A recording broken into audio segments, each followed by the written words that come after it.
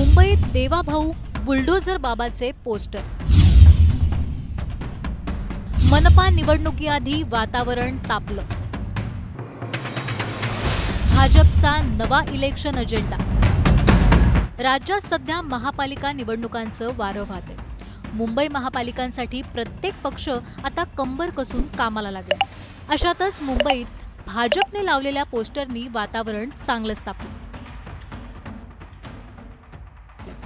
मुंबईच्या अनेक भागात अंधेरी, जोगेश्वर, विक्रोळी, घाटकोपरमध्ये हे पोस्टर लावलेत। हे पोस्टर आहेत आय लव्ह देवाभाऊ आणि आय लव्ह बुलडोझर बाबा। या पोस्टरनी फक्त सोशल मीडियावर तर धुमाकूळ घातलायच आणि याची राजकीय वर्तुळात सुद्धा जोरदार चर्चा रंगली आहे। या दोन पोस्टर मधलं एक पोस्टर आहे ते म्हणजे बुलडोझर बाबाचं।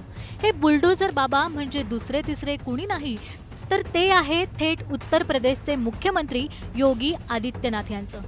मुख्यमंत्री योगी हे आपली कडक शिस्त आणि माफियांवर केलेल्या बेधडक कारवाईसाठी ओळखले जातात। दबंग मुख्यमंत्री म्हणून योगी आदित्यनाथ संपूर्ण देशात प्रसिद्ध आहेत। तर दुसरं पोस्टर आहे ते मुख्यमंत्री देवेंद्र फडणवीस यांचं, ज्यांना देवाभाऊ असं म्हटलं जातं, ज्यांची पक्षावर मजबूत पकड तर आहे, शिवाय त्यांच्याकडे एक निर्णायक नेतृत्व म्हणून पाहिलं जातं। भाजपचा मुंबई महापालिकेसाठीचा अजेंडा या दोन्ही पोस्टरमधून समोर आलाय।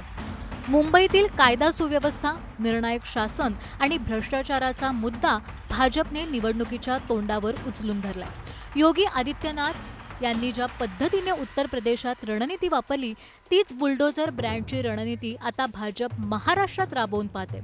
राज्यात हिंदुत्वाचा मुद्दा आधीच प्रचंड गाजतोय, त्यात आता या पोस्टरनी या वादाला एक नवं वळण दिलंय। यंदाच्या महापालिका निवडणुकीत तिरंगी लढत निश्चित मानली जाते। हिंदुत्व प्लस गव्हर्नर्स हा भाजपच्या प्रचार मोहिमेचा भाग आहे। या पोस्टरकडे भाजपची हीच प्रतिमा जनतेसमोर अधिक बळकट करण्याचा प्रयत्न म्हणून पाहिलं जातं। दरम्यान विरोधकांनी या पोस्टरबाजीला निवडणूक स्टंट म्हणत प्रश्न उपस्थित केले। पण बीएमसी निवडणुकीआधी या दोन पोस्टरमुळे मुंबईचं राजकीय वातावरण चांगलंच तापले। आगामी निवडणुकीत भाजपचा हिंदुत्व प्लस गव्हर्नर्स हा फॉर्म्युला यशस्वी ठरेल का? तुम्हाला काय वाटतं? आम्हाला खाली कमेंट करून नक्की सांगा। ईव्हीएममुळे मुंबई मनपाच्या निवडणुका लांबणार। बीएमसी निवडणुकांमध्ये ईव्हीएम कसा घोळ घालणार? ईव्हीएम नसतील तर बॅलेट पेपरचा पर्याय वापरणार? राज्यातल्या सगळ्याच महापालिकांच्या निवडणुका गेली कित्येक महिने रखडल्या। या निवडणुका येत्या नोव्हेंबर-डिसेंबर महिन्यात होतील असा अंदाज लावला जात होता। त्यात मुंबई मनपाच्या निवडणुका सर्वात महत्त्वाच्या आहेत। मात्र आता ईव्हीएमच्या घोळामुळे या निवडणुका लांबणीवर पडण्याची शक्यता आहे। बरं, ईव्हीएमचा हा घोळ राजकीय पक्षांकडून घातला गेलेला नाही तर निवडणूक आयोगाकडून ईव्हीएमचा प्रश्न तयार झाला होता। त्यामुळे प्रश्न असा तयार होतो, हा ईव्हीएमचा घोळ नक्की आहे तरी काय? ईव्हीएममुळे निवडणुका लांबणीवर नक्की का जाऊ शकतात? ईव्हीएम नसतील तर निवडणूक आयोगापुढे नक्की काय पर्याय आहेत आणि बॅलेट पेपरवर निवडणुकांचा विचार होऊ शकतो का? या सगळ्या प्रश्नांची उत्तरं आपण या व्हिडिओतून जाणून घेणार आहोत, त्यामुळे हा व्हिडिओ शेवटपर्यंत नक्की पहा। नमस्कार, मी ऐश्वर्या सावंत आणि तुम्ही पाहत आहात टाइम्स नाऊ मराठी। राज्यात निवडणुकांचं बिगुल वाजलंय आणि त्याला कारण म्हणजे सर्वोच्च न्यायालयाचा आदेश। ऑक्टोबर महिन्यात सगळ्या मनपांच्या निवडणुका पूर्ण करा असा आदेश कोर्टाने दिलाय। पण सध्याची परिस्थिती पाहता हा आदेश पूर्ण होणार नाही असंच दिसतंय आणि त्याला कारण म्हणजे अपुरे ईव्हीएम। हो, राज्यातील महापालिकांच्या निवडणुकांसाठी जेवढे ईव्हीएम लागतील ते निवडणूक विभागाकडे उपलब्ध नाही आणि हे तातडीने उपलब्धही होणं अशक्य असल्याचं बोललं जातं आणि त्यामुळेच निवडणुका पुढे ढकलल्या जातील असं चित्र आता पाहायला मिळतंय। मंगळवारी मवियासोबत राज ठाकरेंच्या मनसेनंही निवडणूक आयुक्त चोकलिंगम यांची भेट घेतली आणि त्यावेळीही हा मुद्दा उपस्थित करण्यात आला। जर व्हीव्हीपॅट सोबत ईव्हीएम नसतील तर निवडणुका घेण्याची घाई का करता असा सवाल राज ठाकरेंनी उपस्थित केला आणि यावर निवडणूक विभागाकडे काही उत्तर नव्हतं। त्यामुळे ही बैठक दुसऱ्या दिवसावर ढकलण्यात आली। 10वी-12वीच्या परीक्षांनंतरच निवडणुका होतील का? राज्यातील मनपा निवडणुकीची तयारी अंतिम टप्प्यात आहे। त्यामुळे आरक्षणाच्या सोडतीला मुहूर्त सापडत नाही आणि अशातच 10वी 12वीच्या परीक्षांच्या तारखा यंदा लवकर असणार आहेत. नेहमीच्या तुलनेत या परीक्षा 10 ते 15 दिवस लवकर घेण्यात येत असल्याची माहिती आहे. त्यामुळे महापालिकांच्या निवडणुका लांबणार की काय अशी शंका राजकीय वर्तुळात उमटली आहे. मनपांसाठी वेगळे ईव्हीएम मिळाले नाही तर महापालिका निवडणुका या 10वी 12वीच्या परीक्षा झाल्यानंतर म्हणजेच मार्च ते एप्रिल या कालावधीत होण्याची शक्यता वर्तवण्यात आली. प्रभाग रचना ठरली पण आरक्षणाची सोडत कधी? राज्यातील मनपांची प्रभाग रचना ठरली, तसा अध्यादेश प्रसिद्ध करण्यात आलाय. निवडणुकांसाठी आवश्यक असणाऱ्या मतदार याद्या बूथनिहाय फोडण्याची प्रक्रिया सुरू झाली.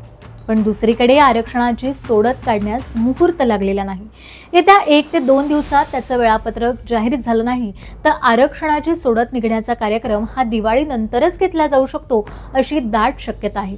महानगरपालिका प्रशासनातील अधिकाऱ्यांनी यासाठी नगर विकास आणि राज्य निवडणूक आयोगाच्या अधिकाऱ्यांशी संपर्क साधण्याचा प्रयत्न केला, मात्र अजूनही ठोस माहिती दिलेली नाही. मवियाची भेट, याद्यांतील घोळ, निवडणूक लांबणार? दरम्यान मंगळवारी महाविकास आघाडीतील नेत्यांनी राज्य निवडणूक आयुक्तांची भेट घेतली आणि त्यात त्यांनी जे प्रश्न मांडले त्यांची तात्काळ उत्तरं निवडणूक आयोगाकडे नव्हती.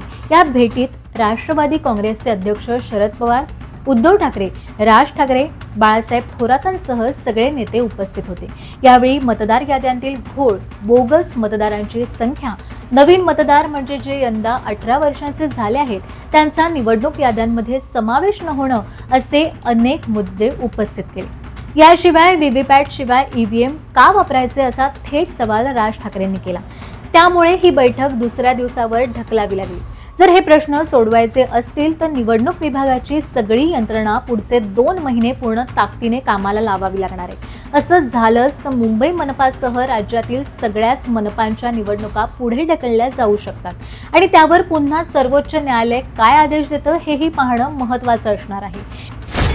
ईव्हीएम नसेल तर बॅलेट पेपरवर निवडणुका होणार का? ईव्हीएमचा मुद्दा मार्गी लागला नसेल तर बॅलेट पेपरवर निवडणुका घ्या अशी मागणी मंगळवारी विरोधकांनी निवडणूक आयुक्तांपुढे केली. व्हीव्हीपॅटसह ईव्हीएमची मागणी मान्य झाली नाही तर बॅलेट पेपर हाच पर्याय असावा असा रोख सर्वांचाच होता. मात्र बॅलेट पेपरवर निवडणुका घेण्यास निवडणूक विभाग सकारात्मक नाही. बॅलेट पेपरवर निवडणुका या खूप किचकट आणि वेळखाऊ आहेत.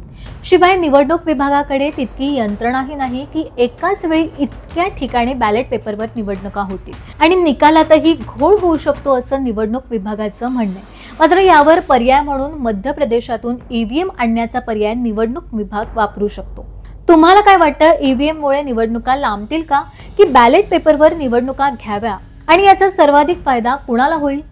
तुमचं मत गावाच्या नावासह कमेंट करा आणि अशाच व्हिडिओसाठी टाइम्स नाऊ मराठीला सबस्क्राइब करायला विसरू नका. धन्यवाद.